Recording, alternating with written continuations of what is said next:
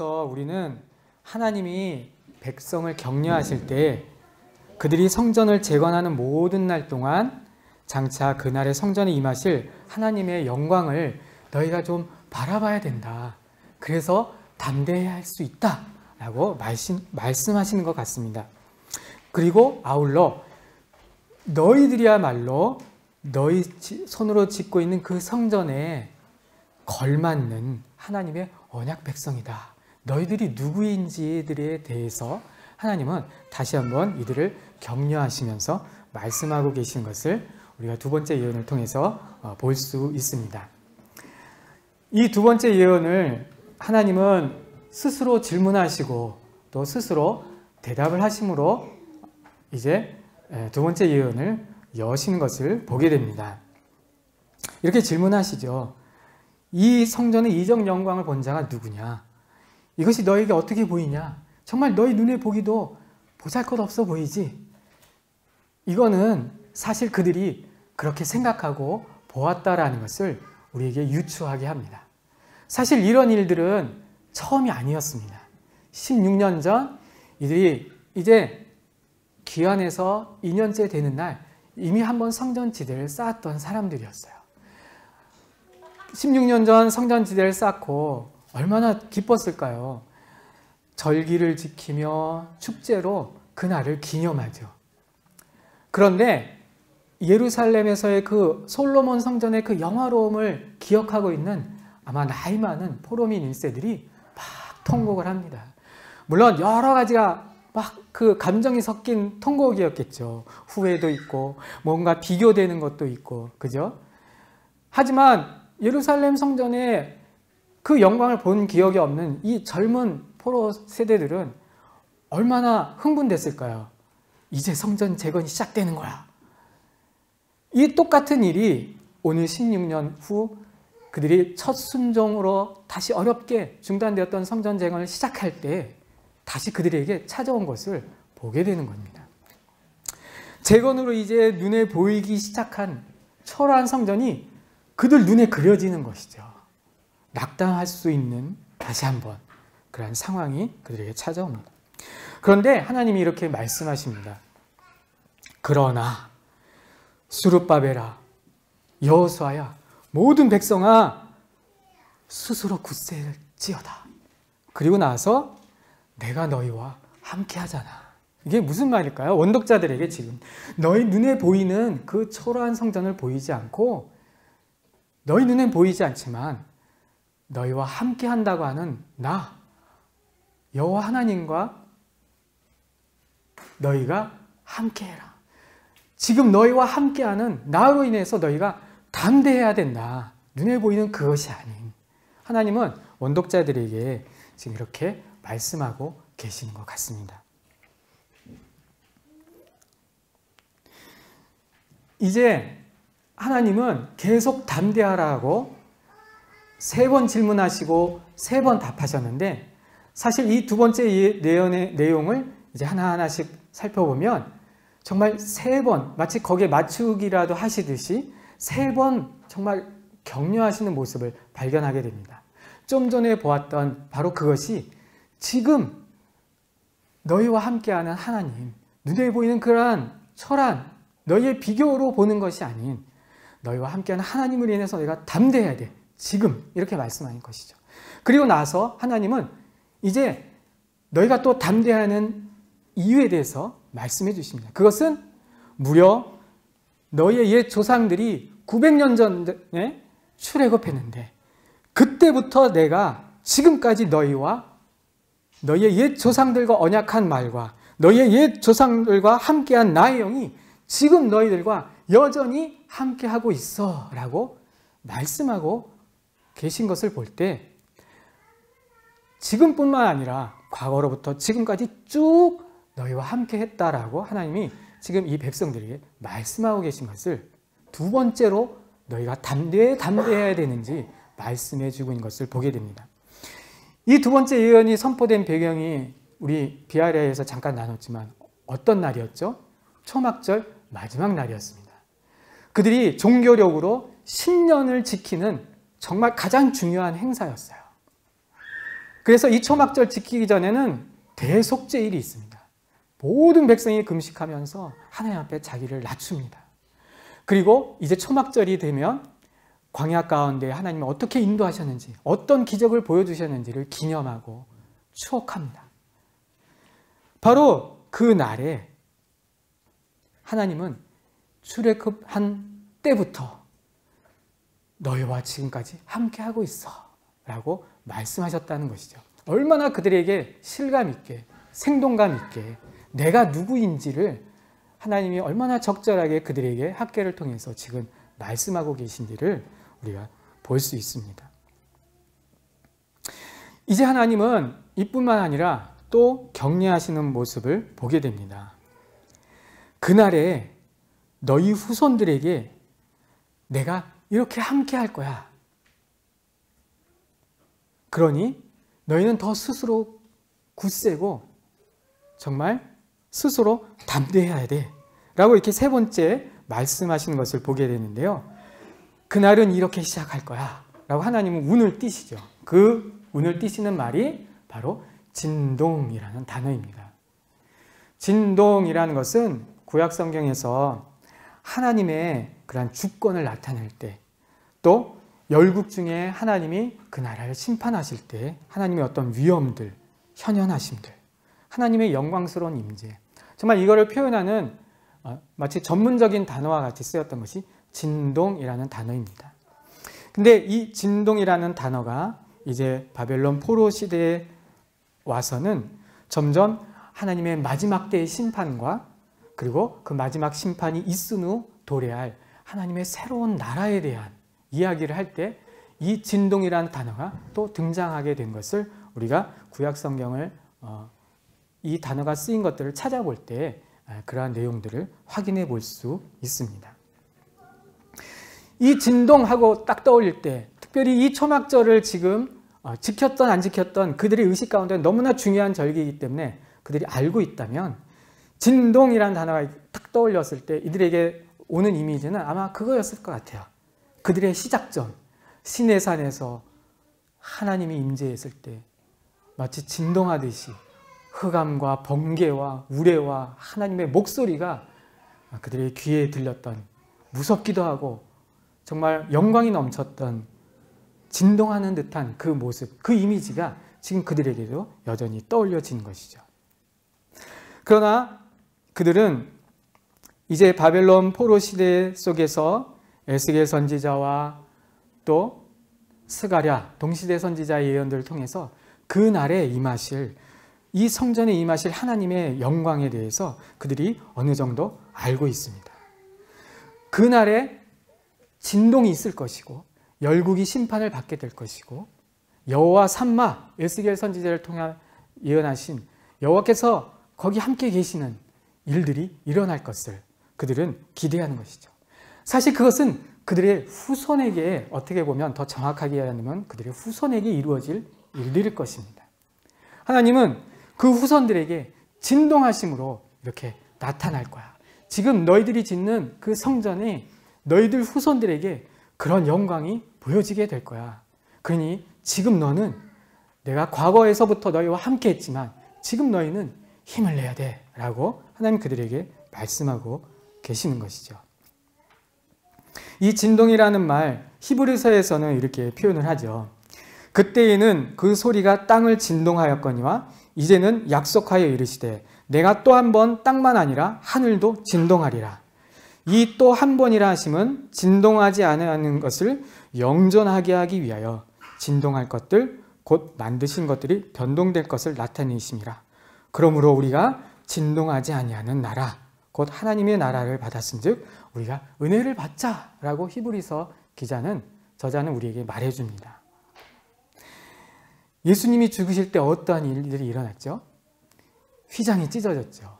대낮인데도 캄캄한 어두움처럼 그러한 자연의 이상적인 징조가 있었습니다. 그뿐만 아니죠. 마태복음 27장에 보면 땅이 진동했다. 그리고 바위가 터지는 일들이 일어나게 됩니다.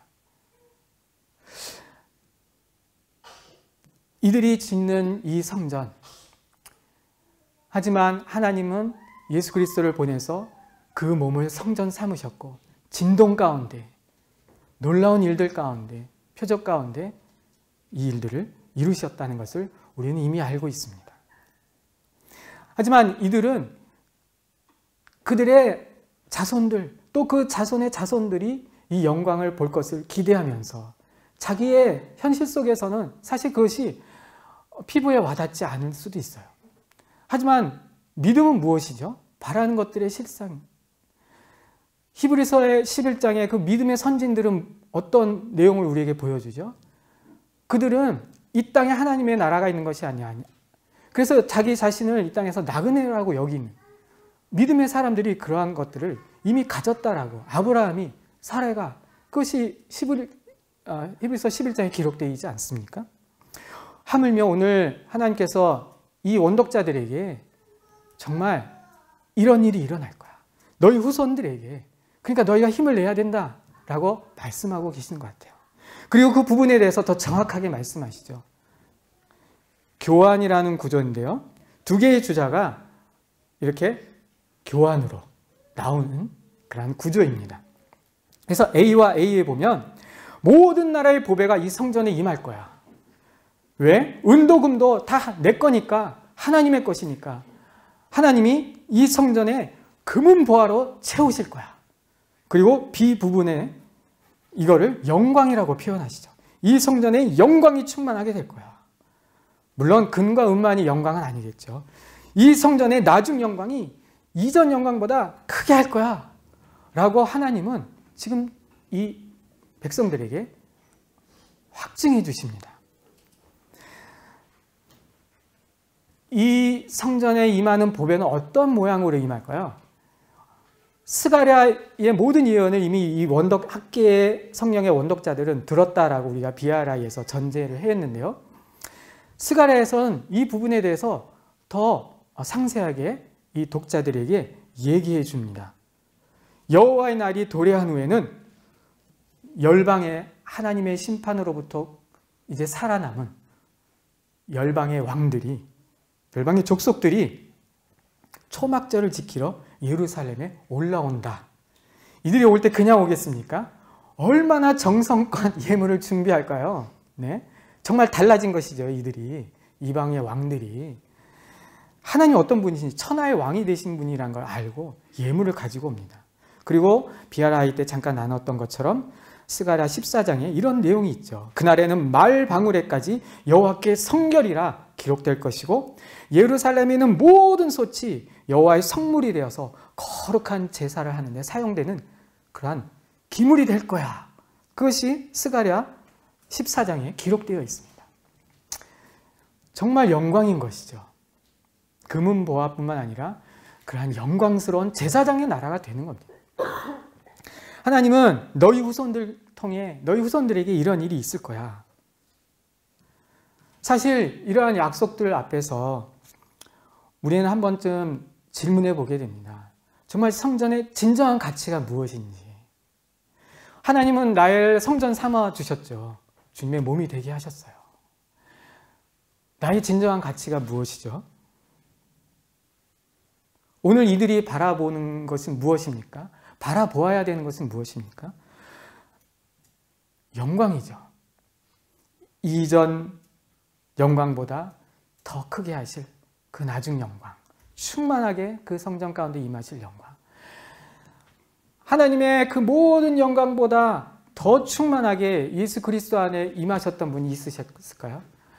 하나님의 그 모든 영광을 충분하고도 충만하게 담아내시는 성전 그 자체가 되신 주님이야말로 가장 합당하신 분이 아니실까요? 그 주님은 우리를 성전 삼아 주셨어요. 우리의 가치는 거기에 있는 것이죠. 하나님의 영광. 지금 원독자들에게 그들은 여전히 이 학계의 모든 예언을 듣고 여전히 그들의 삶의 생계를 살아나가면서 그들은 성전을 지어야 해요. 왜냐하면 이 성전을 지어야만 하나님의 미래의 영광이 그 후손들에게 무려 550년이 지나서 예수님이 그 성전 앞에 서시기까지 그들은 그들은 그것을 너무나 멀리 있어서 바라볼 수 없는 상황이었지만, 희미하지만 그걸 바라보면서 그들은 지어야 하는 것이죠. 그걸 가능하게 했던 것이 무엇일까? 나를 나답게 하는 것이 무엇일까? 몸된, 성전된 나의 가치를 빛나게 하는 것이 무엇일까? 그 하나님의 약속이지 않겠어요? 하나님의 영광. 그 영광스러운 주님이 우리 안에 거하시는 것. 그거. 우리가 그것 때문에 포기할 수 없고 오늘 이 원독자들도 포기할 수 없는 것이 아닐까라는 생각을 하게 됩니다. 그래서 그들은 달라지게 되는 것이죠. 16년 동안 중단했던 그 연약한 손이 이제는 힘을 내서 4년 반이 지나서 완공하기까지 그들의 손을 약하게 할 수가 없는 것이죠. 자, 그리고 이제 하나님은 가장 중요한 말씀을 하고 계시는 것 같습니다. 샌드위치 구조라는 것 역시 A와 A-라는 것을 대칭적으로 주제를 놓고 그 가운데 있는 이야기를 하고 싶어하는, 그걸 담아내는 구조인데요. A와 A-에 보면 A는 어떤 부분이었죠? 우리가 지금껏 보았죠. 백성의 눈에 정말 보잘것없어 보이는 성전이었어요. 그래, 너희 눈에도 그렇게 보이지 않느냐. 그러나 A- 부분에는 너희 눈에 그렇게 보였지? 하지만 이제 이 성전에는 너희 후손들에게 하나님의 영광으로 충만하게 될 성전이야 하고 하나님은 그들의 눈에 보였던 성전이 아닌 하나님의 영광 안에서 너희들이 보아야 하는 그 성전을 말씀하고 계셨어요. 그리고 그 한가운데 정말 하시고 싶은 말씀을 하시는 것이죠. 너희가 누구지? 이들은 누구죠? 정말 하나님에게는 성전이 없었다기보다는 하나님이 정말 성전이 필요하신 분이실까요? 그게 아니라 그 성전에 거하기에 합당한 자를 정말 하나님은 찾으셨던 것 같아요. 신약시대에 넘어와서 하나님은 예배하는 자를 찾는다고 말씀하고 계시잖아요. 예배하는 자를 지금도 찾고 계세요. 그 하나님은 과거에 어떤 하나님이셨어요? 그 성전에 거하기에 합당한 자를 찾고 계셨던 거예요. 그들이 누구예요? 바로 지금 이 원독자들인 거예요. 사실 그들은 그거를 찾고자 16전에 왔는데 이제 아픈 만큼 성숙해진다고 이제 그거를 찾은 거예요. 그죠? 회복돼야 할 정체성. 그들이 그걸 어떻게 찾았죠? 그들의 능력이 있어서 찾았나요? 뭔가 특별한 것이 있어서 하나님 앞에 아름답고 화려한, 그냥 우리 그렇게 생각할 수 있을 것 같아요. 오자마자 정말 16년까지 기다릴 게 아니라 그냥 촥 오자마자 팍팍 일사천리로 하나님, 그것도 영광이 됐을 것 같아요. 네, 하지만 우리의 예상과는, 우리의 생각과는 때로 하나님은 너무나 다르세요. 이해할 수 없어요. 왜 하나님 그거 허락하셨죠? 방해를 하나님 보내셔놓고. 하지만 하나님 앞에 우리가 조심스럽게 서야 될 것 같아요. 그러나 하나님은 오늘 이 백성을 얼마나 지난 16년을 보시면서 얼마나 성숙한 모습으로 지금 이들을 세워놨는지 우리가 다시 한번 보게 되는 것이죠. 누가 합당한 자입니까? 네, 하나님과 언약한 백성들이 합당한 자예요. 다른 거 없었습니다. 그죠? 그리고 하나님 그 언약을 지켜내셨어요. 그래서 오늘 이들이 이 자리에 이 원독자들이 설 수 있었던 거예요. 그리고 성전을 그래서 지어야 하는 것이죠. 하나님의 성전을 정말 빛내게 하는 것은 누구죠? 이 백성들인 거예요. 사실 하나님이 뭐 성전이 없어서라기보다는 이 하나님의 성전에 거할 이 사람들을 하나님은 이 원독자들을 세우고 싶으셨던 것인 것이죠. 이들은 합당한 자들이에요. 딴 이유 없습니다. 하나님이 약속하셨기 때문이에요. 하나님의 은혜이기 때문이에요. 이들은 합당한 자죠. 하나님의 언약의 성취의 증거가 성전이기도 하지만 지금 성전을 지어가고 있는 이들 자신이 정말 언약 성취의 증거로서 산 증거자로 그들이 서 있었고, 산 증거자로서 그들이 하는 것들이 바로 성전을 지어가고 있는, 여전히 학계의 모든 예언을 듣고 포기하지 않고 지어가고 있는 그들의 모든 행동이 하나님 앞에 드려지는 산 제물이었고 산 증거였다는 것을 우리가 기억했으면 좋겠습니다. 한번 우리가 적용해 볼 수 있을 것 같습니다. 정말 나는 합당한 자인가? 하나님 나를, 이 몸을 교회 삼아 주셨는데 나 합당한가? 내가 내 힘과 능력으로 내가 교회가 됐나? 내가 섬기는 성전 가운데 나의 몸도 해당되지만 또 내가 섬기는 하나님 나를 보내신 그 성전 가운데, 교회 가운데 내가 섬길 때 나는 어떻지? 우리가 한번 적용해 볼 수 있죠. 하지만 우리가 그 가운데서 제일 중요한 것은 하나님은 우리가 어디 있던 거기에 가장 걸맞는 하나님의 언약 백성으로서 우리를 이미 세우셨다라는 겁니다. 그것이 우리의 진정한 가치인 것이죠. 우리가 취할 수 있는 영광인 것입니다. 하나님의 은혜로 된 것입니다. 오늘 그것이 원독자의 상황인 것이죠. 자, 이제 저희가 세 번째 예언으로 넘어가겠는데요. 세 번째 예언에서 우리는 하나님이 정말 다시 한번 그들의 지난 16년을 또 책망하십니다. 우리 첫 번째 예언에서 정말 마음이 무거울 정도로 우리 봤어요. 그런데 또 하세요. 심지어 이번에는 너희 지난 16년 정말 부정했어. 이렇게 말씀하십니다.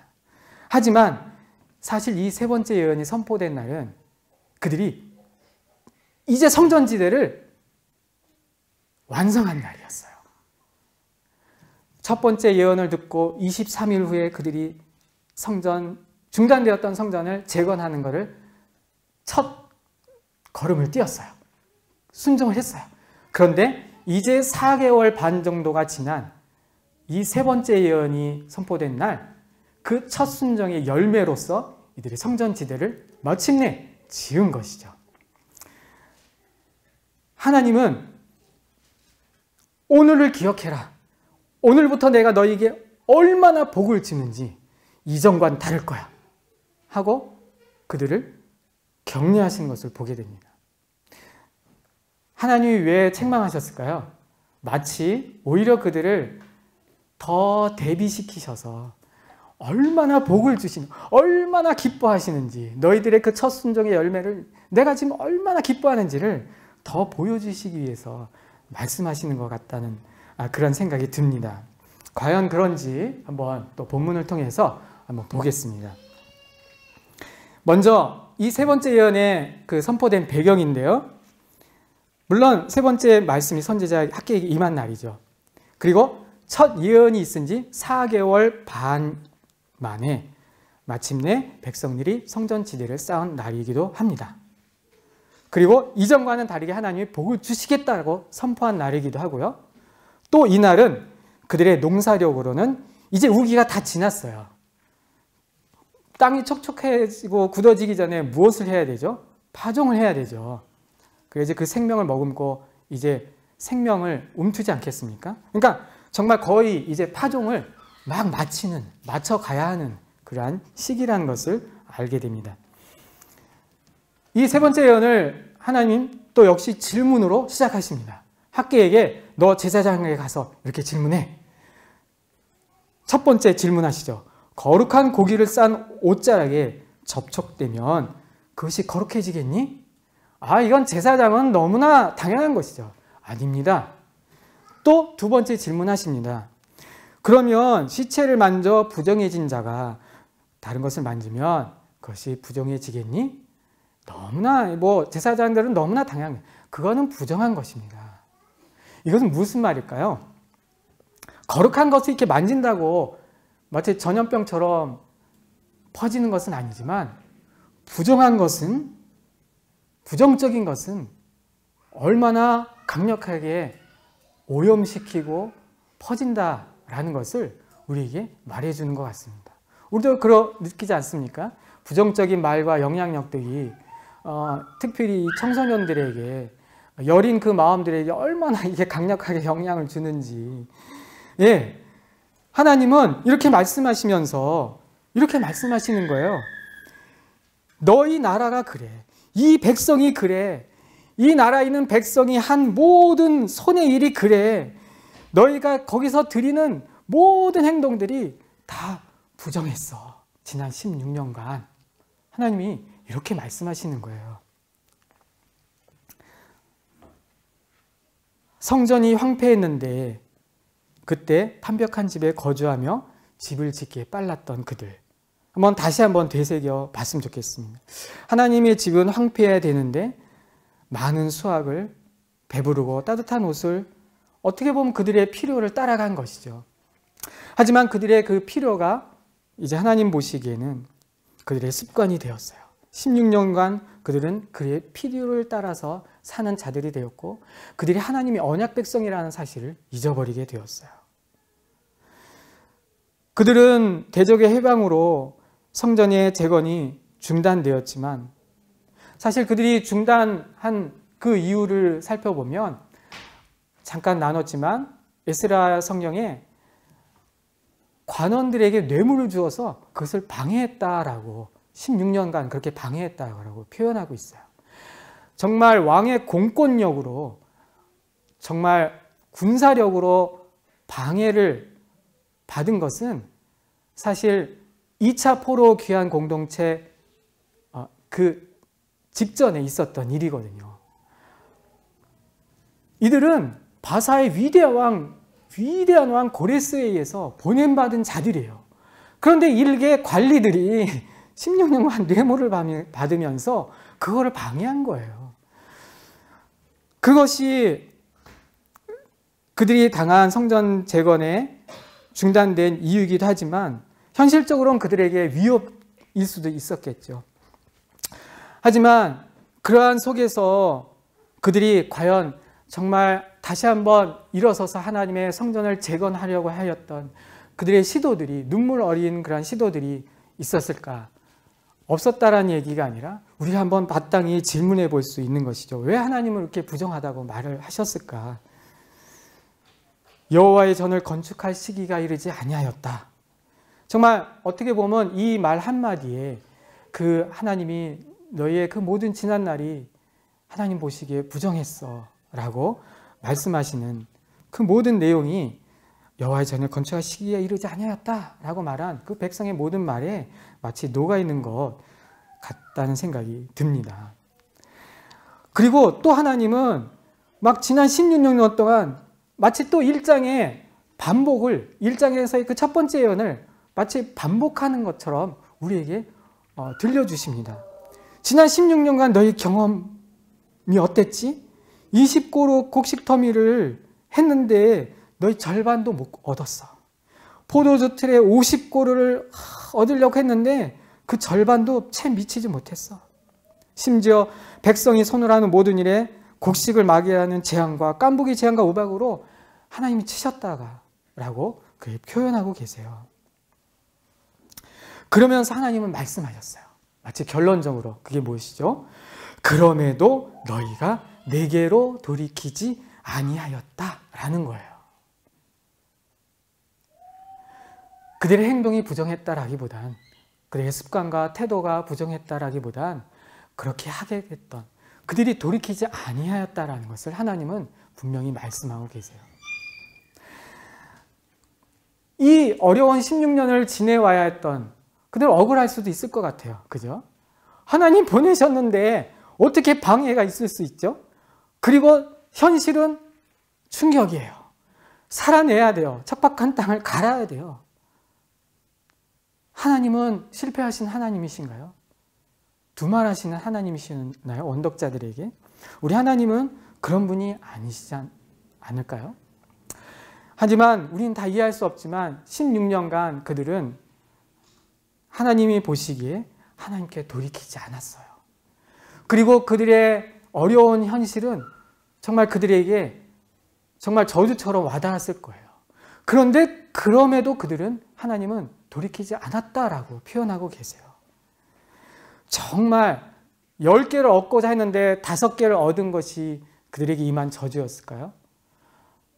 아니었던 것 같아요.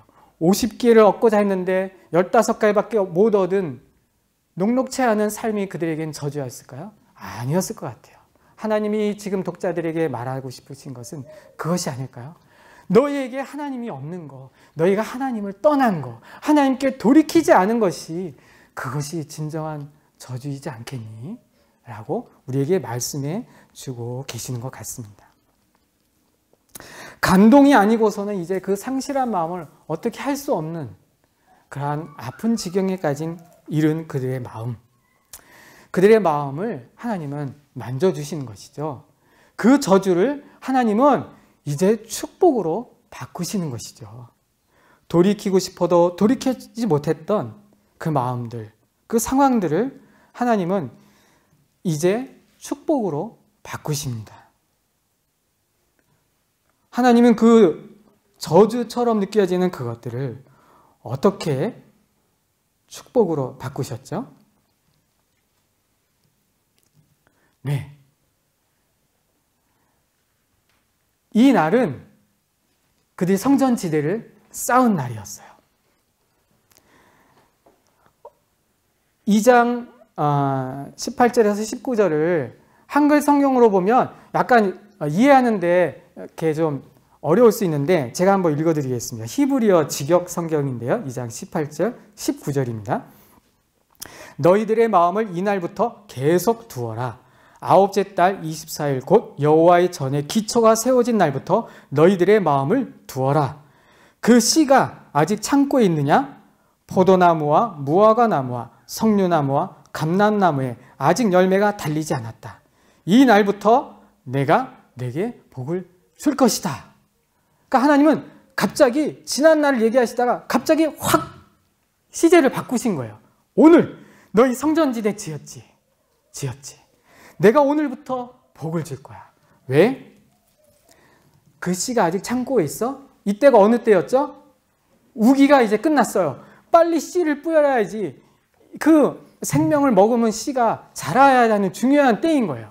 근데 아직 창고에 씨가 있는 거예요. 근데 그 씨에게도, 창고에 아직 남아있는 그 씨에게도 복을 주시겠다는 거예요.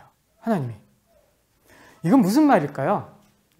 너희들의 그 첫 순종으로 인해서 오늘 성전지대라는 정말 작은 열매를 맺었어요.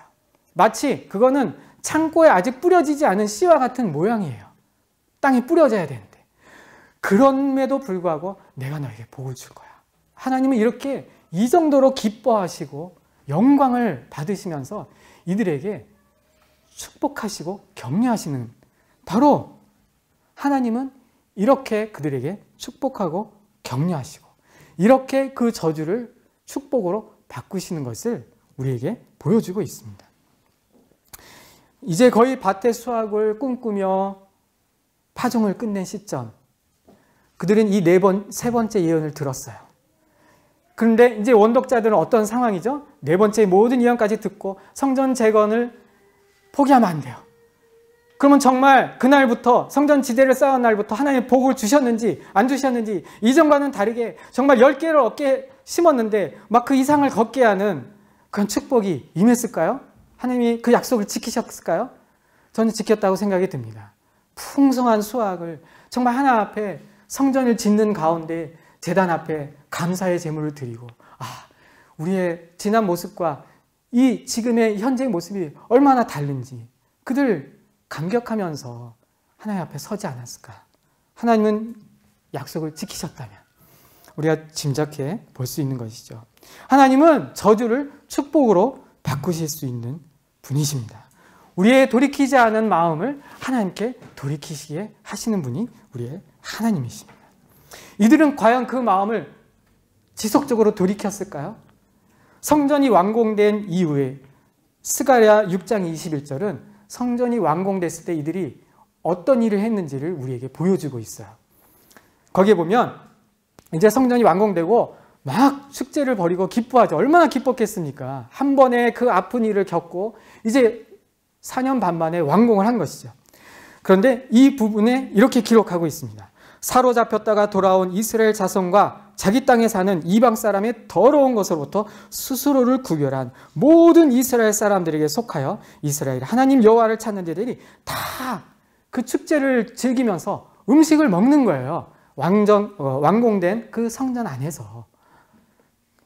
이 말은 그들이 성전을 짓는 날 동안 그들이 어떻게 했다라는 것이죠.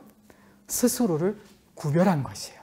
스스로를 하나님의 거룩한 삶으로 구별하고 하나님의 말씀을 지키고 순종하며 그들의 성전을 짓는 내내 그렇게 했다라는 것을 우리에게 보여주는 것입니다. 그들은 정말 달라진 사람들이 된 것이죠. 그 축복을, 그 저주가 정말 그 축복으로 바뀐 사람들이라는 것을 우리에게 보여주고 있습니다. 여러분, 우리도 달라질 수 있다고 생각합니다. 나도 달라질 수 있습니다. 이거를 저에게 선포할 수 있는 것이죠. 네. 자, 네 번째 예언인데요. 이제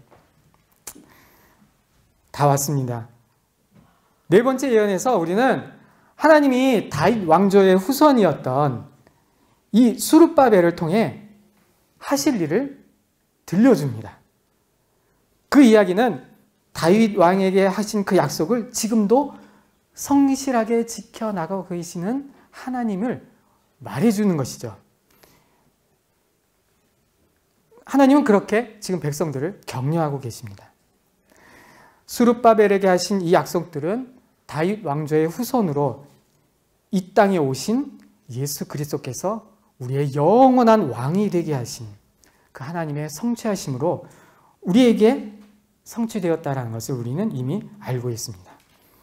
자, 이 스룹바벨은 어떤 사람이죠? 그는 다윗 왕조의 후손이었어요. 스룹바벨의 할아버지가 여호와긴 왕이었는데 이 여호와긴은 2차 바벨론 포로 에스겔과 함께 끌려간 왕이었죠. 그런데 하나님이 이 할아버지가 끌려간 지 37년 만에 바벨론 땅에서 복을 받게 하십니다.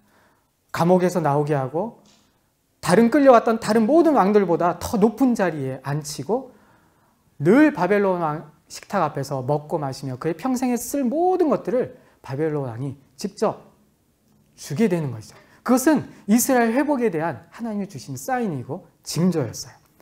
그 할아버지, 그 손자가 바로 이 스룹바벨이었던 것이죠. 이 스룹바벨은 유다 땅의 1차 포로 귀환 공동체의 총독으로서 이들과 백성들과 함께 온 사람이었어요. 하나님은 이제 이러한 목록을 통해서 하나님이 스룹바벨에게 말씀하신 내가 이렇게 할 거야 하는 것들을 그 내용을 정리해 본 것을 보실 수 있는데 이 내용들을 보면 어떻죠? 이건 그날에 이루어질 일들이에요. 비아라에서 우리가 봤듯이 하나님은 스룹바벨을 예표의 사람으로 세웠다는 것을 다시 한번 우리에게 보여주고 있습니다. 그 말은 원독자들에게 너희의 세워진 리더가 누구인지를 봄으로써 여전히 그들이 성전을 짓는 일들 가운데 이것이 얼마나 그 공동체 안에서 얼마나 의미가 있는 일인지 하나님이 얼마나 그 모든 사람들 합하여서 성전을 짓는 그 의미가 무엇인지를 이 리더를 통해서 또한 보여주고 있는 것이죠. 내가 너를 인장으로 삼았다라고 밑에 두 번째 줄에 보실 수 있는데 인장이라는 것은 옥새죠. 옥새라는 것은 왕의 소유를 말합니다. 왕의 권위의 상징인 것이죠. 그래서 왕이 신하에게 이 인장 반지를 끼웠다라는 것은 왕의 권위를 이 살아가는 신하에게 이양하는 것입니다. 우리 요셉 아시죠? 요셉이 바로 왕에게 인장 반지를 물려받고 그 손에 끼우면서부터 총리의 일을 하게 됩니다. 그런가 하면 모르드게 대저 하만이 마치 자신이 그 왕으로부터 높임을 받을 것처럼 착각하고 만약 그러하시다면 인장 반지를 끼워서 그 사람 손에 끼우고 근데 자기가 아니었죠. 네. 바벨론 왕은 사실 모르드게를 두고 한 말이었는데 그래서 모르드게는 정말 큰 수치와 부끄러움을 당하죠. 인장 반지라는 것이 이런 의미입니다. 하나님은 스룹바벨을 인장 반지와 같이 하나님의 권능과 약속의 표징으로 세우신 것이죠.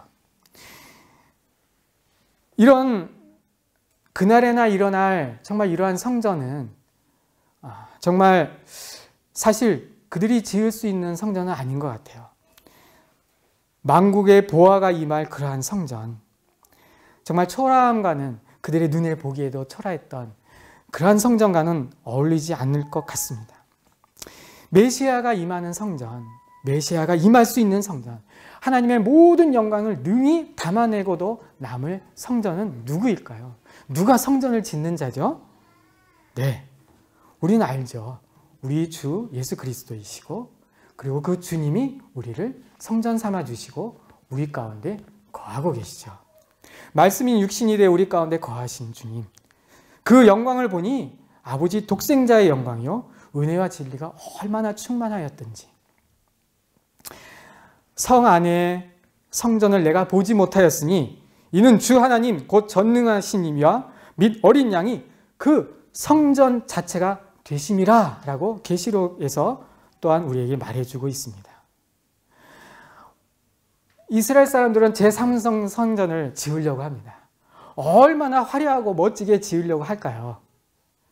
하지만 아무리 멋지게 지은다 한들 예수 그리스도를 담아낼 만한, 하나님의 모든 영광을 담아낼 만한 성전이신 예수님보다 더 값지고 아름다울 수 있을까요? 네. 우리는 우리의 주님 대신 예수 그리스도를 이미 경험한 사람들이에요. 그리고 우리는 그 성전 자체가 되셔서 그날에 우리를 초청해 주실 주님을 믿고 있는 사람들이죠. 그 말은 어렴풋이나마 희미하지만 지금 원독자들은 우리가 바라보고 있는 똑같은 것을 그들은 역시 바라보고 있었다라는 것을 우리에게 말해주고 있는 것입니다. 그들이 짓는 성전, 우리가 수룹바벨 성전이라고도 얘기하는데 이 수룹바벨 성전의 흔적을 가지고 있는 것이 사실 헤롯 성전이었어요. 수룹바벨 성전이 중간기를, 말라기 이후 중간기를 지나면서 막 어려움을 겪지만 그것을 기초로 해서 그 성전을 기초로, 수룹바벨 성전을 기초로 해서 보수하고 확장하고 더 아름답게 꾸며서 이 헤롯 왕이 유대인들의 마음을 환심을 사기 위해서 헤롯 성전을 지었는데 그것이 47년 넘게 지었어요. 하지만 어느 날 제자들이 예수님에게 보십시오, 이 헤롯 성전, 이 얼마나 웅장합니까? 이 돌들이 얼마나 화려합니까? 그랬더니 우리 다 아시죠? 예수님 어떻게 말씀하십죠? 너희가 이거 헐어, 내가 사흘 만에 지을 거야. 그랬더니 그 옆에 있던 바리새인이 아니 이거 우리가 47년 동안 지금도 여전히 짓고 있는데 뭔 소리야, 사흘 만에 짓다니. 제자들이 나중에 성령이 충만하게 임하신 후에 그걸 깨닫게 되죠. 자기 몸, 성전된 자기 몸을 가리켜서 하나님 말씀하신 거예요. 그 하나님은 동일하게 이 학개와 백성들에게 다른 걸 말씀하셨겠어요? 그걸 말씀하신 것이죠. 하지만 어려웠겠죠. 하지만 희미하지만 그들은 그 영광을 바라보아야 했던 것이죠. 그래서 그들은 순종했어요. 사실 우리는 더 나은 상황이죠. 우리는 확실하게 보았어요. 하지만 그들도 그 시대와 그 세대에 그 온전함을 지켜나갔어요. 이제 그 온전함의 바톤은 우리에게 주어진 것이죠. 그죠? 우리는 그들보다 더 나은 처지예요. 우리는 더 확실한 것을 봤어요. 하지만 우리도 그들처럼 주님이 다시 오실지 550년 후에 올까요? 그들이 지은 성전에 예수님이 오시기까지는 550년이 흘렀어요. 이제 우리는 다시 오실 주님을 바라봐야 되잖아요. 약속하셨잖아요. 550년 후에 올까요? 잘 모르겠어요. 하지만 오시는 그날까지 우리도 학개와 그 백성들과 똑같은 입장이 되어서 똑같은 것들을 경험하게 될 거예요. 그죠? 네. 하나님은 이들을 통해서 오늘 우리에게 말씀해 주고 계시는 것이죠. 맨 처음 시작할 때 저희가 함께 나눴죠. 하나님 우리에게 학개를 보내셔서 어느 날 갑자기 너 성전 지어 라고 말씀하시면 우리가 지어야 할 성전은 무엇일까? 네, 그것은 건물은 아니겠죠. 교회 건물도 아니겠죠. 우리 성전된 우리 몸이 교회에 있기 때문에 그것이 교회인 것이죠.